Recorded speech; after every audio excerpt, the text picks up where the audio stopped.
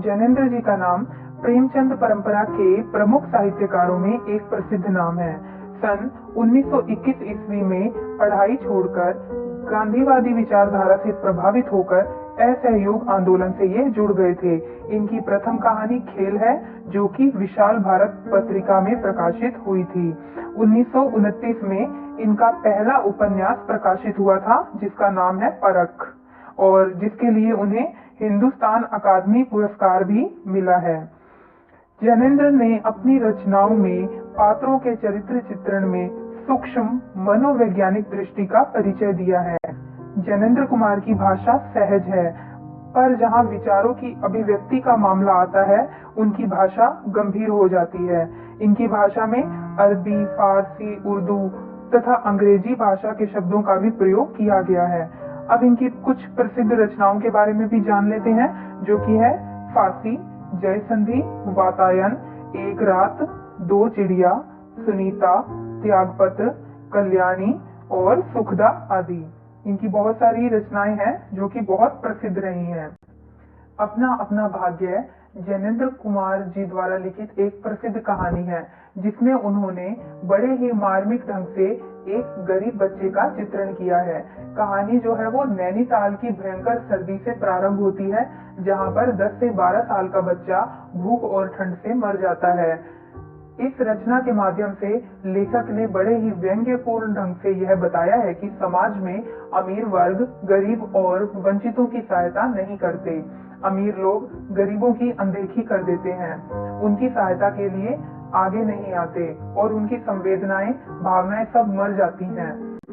इस कहानी में भी वह बालक सिर्फ ठंड से और गरीबी से इसलिए मर जाता है क्योंकि किसी ने भी उसके प्रति संवेदना नहीं दिखाई थी, और जब उसके प्रति कोई संवेदना व्यक्त करता है तब तक वह मर चुका होता है। और इसी से लेखक ने कहा है कि हम उसे अपना अपना भाग्य मान लेते हैं। इस प्रकार इस कहानी में सामाजिक विषमता तथा अमीर और गरीब के बीच गहरी खाई को भी दिखाया गया है। कहानी दुखांत है, जो कि पाठक को सामाजिक परिस्थिति पर सोचने के लिए मजबूर कर देती है। तो चलिए इस कहानी की शुरुआत करते हैं। बहुत कुछ निरुद्देश्य घूम चुकने के बाद हम सड़क के किनारे एक बेंच पर बैठ गए। निरुद्देश्य मतलब बिना किसी उद्देश्य के।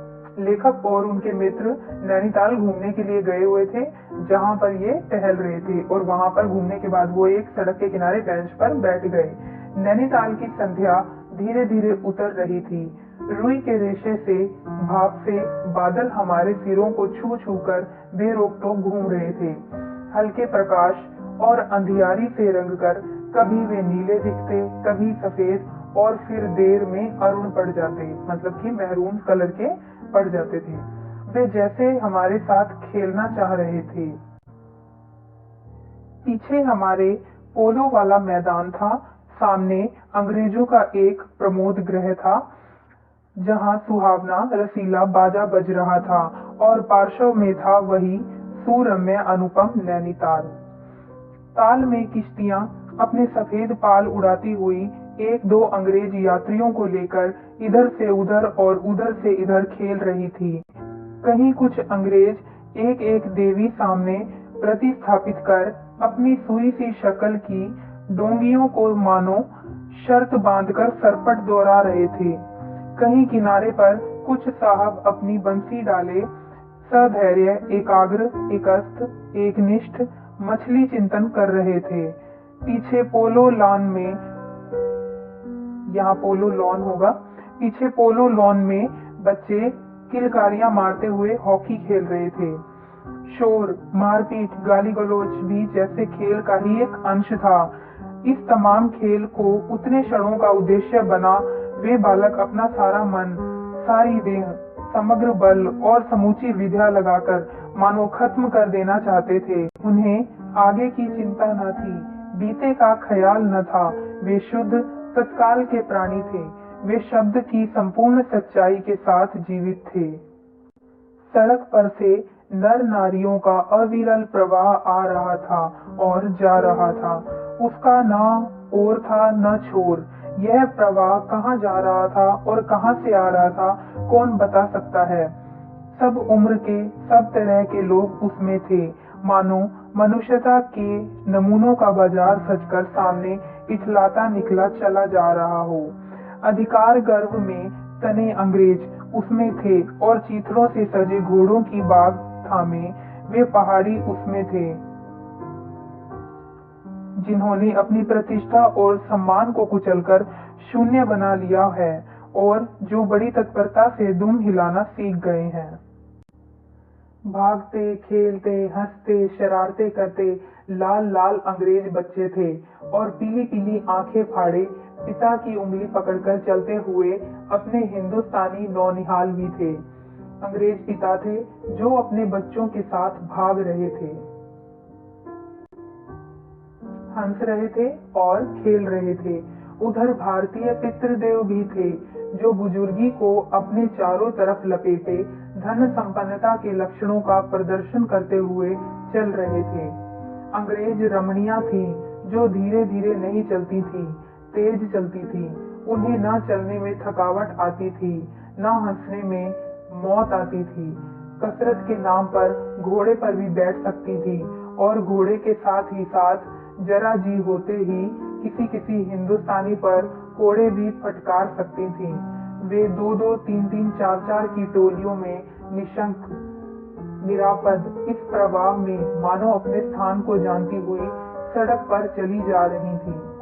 उधर हमारी भारत की कुल लक्ष्मी सड़क के बिल्कुल किनारे दामन बचाती और संभालती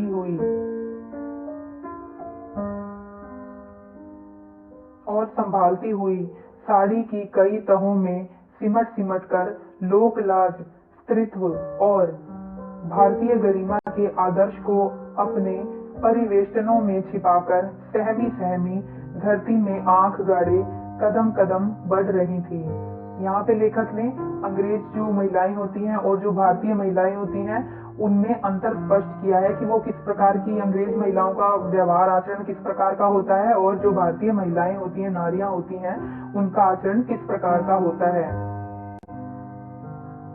इसके साथ ही भारतीयता का एक और नमूना था। अपने कालेपन को खुरच खुरच कर बहा देने की इच्छा करने वाला अंग्रेजिता पुरुषोत्तम भी थे, जो नेटिवों को देखकर मुंह फेर लेते थे और अंग्रेज को देखकर आंखें बिछा देते थे और दुम हिलाने लगते थे, मानो भारत भूमि को इसी अकड़ के साथ कुचल कुचल कर चलने का उन्हें अधिकार मिला है। घंटे के घंटे सरक गए, अंधकार गाढ़ा हो गया, बादल सफेद होकर जम गए, मनुष्यों का वह तांता एक एक कर क्षीण हो गया। अब इक्का दुक्का आदमी सड़क पर छतरी लगाकर निकल रहा था।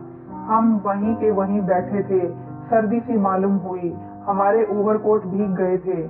पीछे फिरकर देखा, यह लाल बर्फ की चादर की तरह बिल्कुल स्तब्ध और सुन्न पड़ा था। सब सन्नाटा था।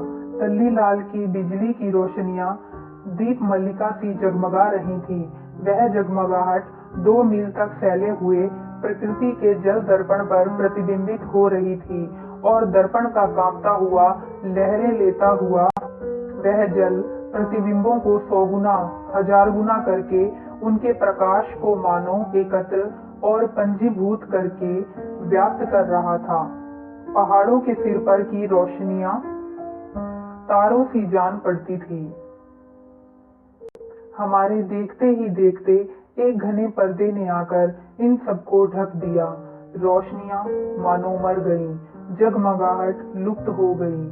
वे काले काले भूत से पहाड़ भी इस सफेद पर्दे के पीछे छिप गए। पास की वस्तु भी न दिखने लगी, मानो यह घनीभूत प्रलय था। सब कुछ इस घनी गहरी सफेदी में दब गया। एक शुभ्र महासागर ने फैलकर संस्कृति के सारे अस्तित्व को डुबो दिया। ऊपर नीचे चारों तरफ वह निर्भेद्य सफेद शून्यता ही फैली हुई थी। ऐसा घना कोहरा हमने कभी न देखा था। वह टप टप टपक रहा था। मार्ग अब बिल्कुल निर्जन चुप था। वह प्रवाह न जाने किन घोंसलों में जा छिपा।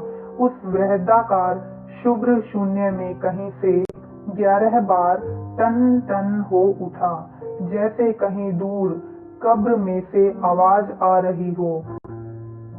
हम अपने अपने होटलों के लिए चल दिए। रास्ते में एक दो मित्रों का होटल मिला। दोनों वकील मित्र छुट्टी लेकर चले गए। हम दोनों आगे बढ़े। हमारा होटल आगे था। ताल के किनारे किनारे हम चले जा रहे थे। हमारे ओवरकोट तर हो गए थे। बारिश नहीं मालूम होती थी, पर वहां जो ऊपर नीचे हवा के कण कण में बारिश थी। सर्दी इतनी थी कि सोचा कोट पर एक कंबल और होता तो अच्छा होता। रास्ते में ताल के बिल्कुल किनारे पर बेंच पड़ी थी। मैं जी में बेचैन हो रहा था। झटपट होटल पहुंचकर इन भीगे कपड़ों से छुट्टी पा गरम बिस्तर में छिपकर सोना चाहता था, पर साथ के मित्रों की सनक कब उठेगी, कब थमेगी, इसका पता न था, और वह कैसी क्या होगी, इसका कुछ भी अंदाज न था। उन्होंने कहा, आओ जरा यहाँ बैठें। हम उस जूते कहरे में रात के ठीक 1 बजे तालाब के किनारे उस भीगी बर्फ सी ठंडी हो रही लोहे की बेंच पर बैठ गए। 5, 10, 15 मिनट हो गए। मित्र के उठने का इरादा ना मालूम हुआ। मैंने खिसियाकर कहा, चलिए भी, अरे जरा बैठो भी। तो लेखक के दोस्त कहते हैं, अरे जरा बैठो भी। हाथ पकड़कर जरा बैठने के लिए जब इस जोर से बैठा लिया गया तो और चारा ना रहा। लाचार बैठे रहना पड़ा।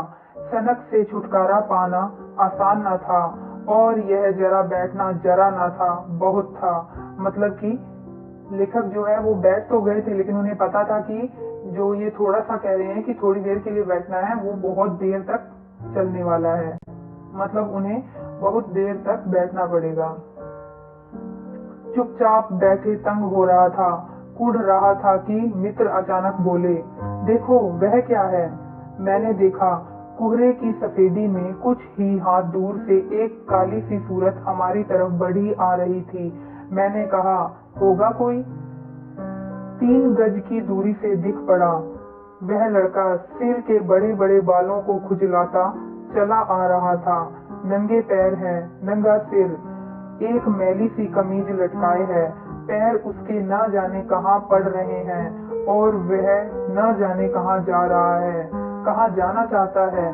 उसके कदमों में जैसे कोई ना अगला है, ना पिछला है, ना दायां है, ना बायां है।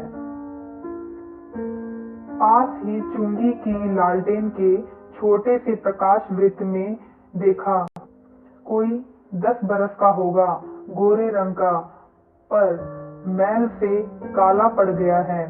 आंखें अच्छी बड़ी पर रूखी हैं। माथा जैसे अभी से झुर्रियां खा गया है। वह हमें न देख पाया। वह जैसे कुछ भी नहीं देख रहा था, न नीचे की धरती, न ऊपर चारों तरफ फैला हुआ कोहरा, न सामने का तालाब और न बाकी दुनिया। वह बस अपने विकट वर्तमान को देख रहा था। मित्र ने आवाज दी, ए। उसने जैसे जागकर देखा और पास आ गया। तू कहाँ जा रहा है? उसने अपनी सूनी आंखें फाड़ दी। दुनिया सो गई, तू ही क्यों घूम रहा है? बालक मौन मुख फिर भी बोलता हुआ चेहरा लेकर खड़ा रहा। कहाँ सोएगा? लड़का बोलता है, यहीं कहीं। कल कहाँ सोया था? लड़का कहता है, दुकान पर। आज वहां क्यों नहीं? लड़का कहता है, नौकरी से हटा दिया। क्या नौकरी थी? सब काम, 1 रुपया और जूठा खाना। फिर नौकरी करेगा? हाँ, उस लड़के ने जवाब दिया। बाहर चलेगा? वो लड़का कहता है, हाँ। आज क्या खाना खाया? कुछ नहीं। अब खाना मिलेगा? नहीं मिलेगा। यूं ही सो जाएगा? हाँ। कहाँ? यहीं कहीं। इन्हीं कपड़ों में? बालक फिर आंखें बोलकर मुंह खड़ा रहा। आंखें मानो बोलती थी, यह भी कैसा मूर्ख प्रश्न। माँ बाप हैं? हैं। कहाँ? 15 कोस दूर गांव में। तू भाग आया? हाँ। क्यों? मेरे कई छोटे भाई बहन हैं, सो भाग आया। वहाँ काम नहीं, रोटी नहीं। बाप भूखा रहता था और मारता था। माँ भूखी रहती थी और रोती थी, सो भाग आया। एक साथी और था उसी गांव का, मुझसे बड़ा था। दोनों साथ यहाँ आए। वह अब नहीं है। कहाँ गया? मर गया, मर गया, मर गया। हाँ, साहब ने मारा, मर गया। अच्छा, हमारे साथ चल। वह साथ चल दिया। लौटकर हम वकील दोस्तों के होटल में पहुंचे।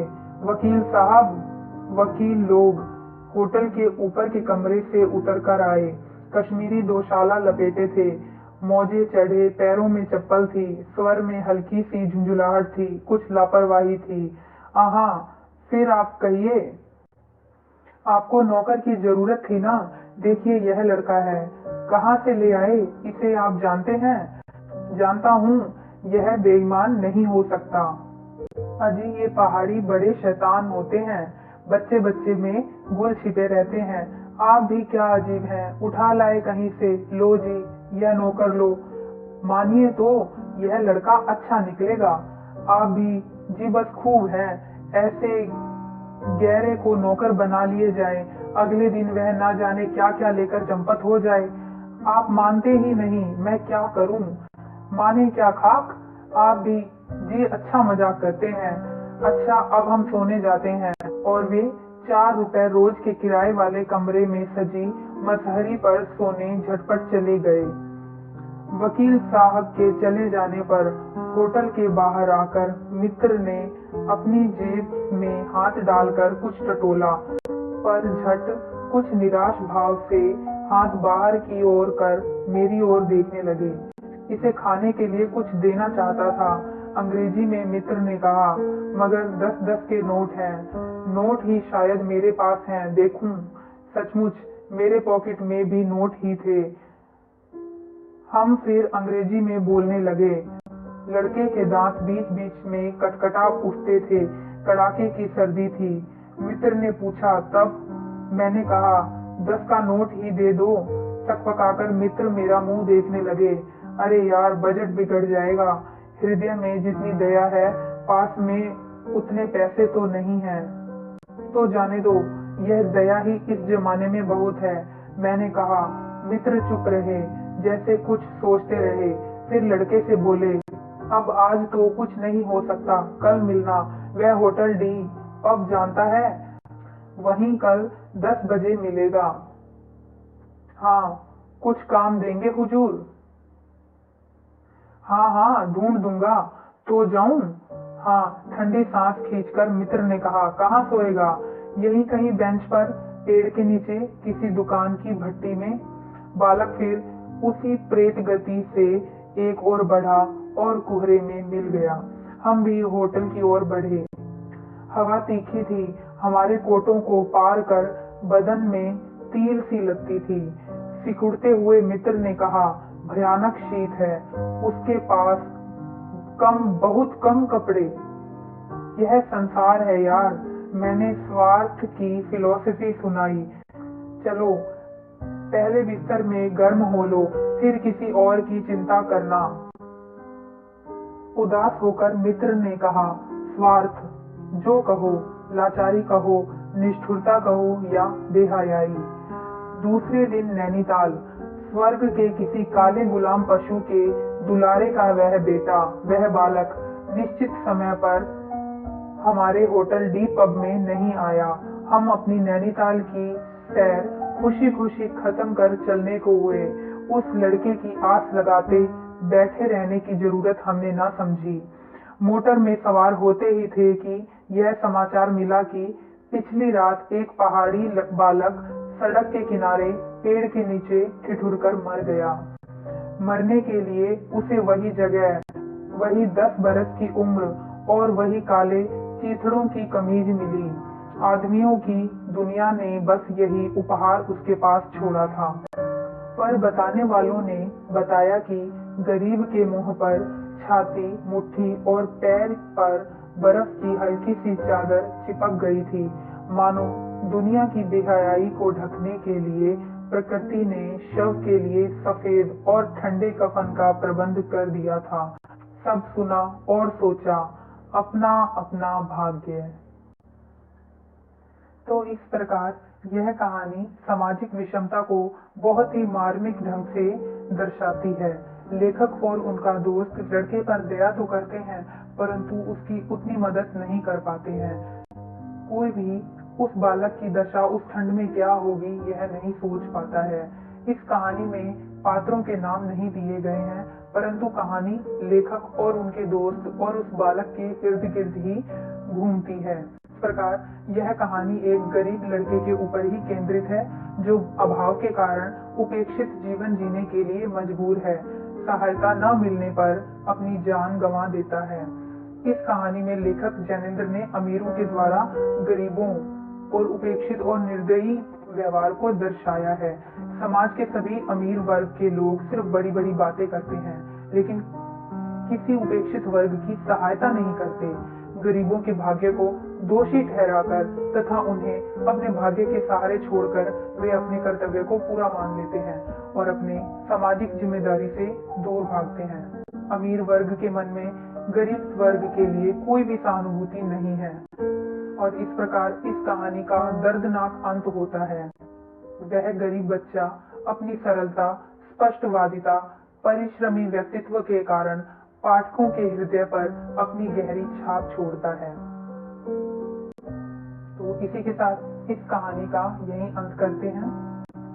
इस वीडियो में इतना ही और आगे की कहानियां और अन्य वीडियोस के लिए हमारे चैनल को सब्सक्राइब करके नोटिफिकेशन बेल को ऑन कर दें, ताकि आगे आने वाली सभी वीडियोस के नोटिफिकेशंस आपको मिलते रहें। और हाँ, कमेंट करके जरूर बताना कि ये कहानी आपको कैसी लगी। इस कहानी के बारे में अपने विचार जरूर व्यक्त करें। साथ ही अगर आपको कहानी अच्छी लगे तो अपने सभी दोस्तों को इसे शेयर जरूर करें। Thank you so much.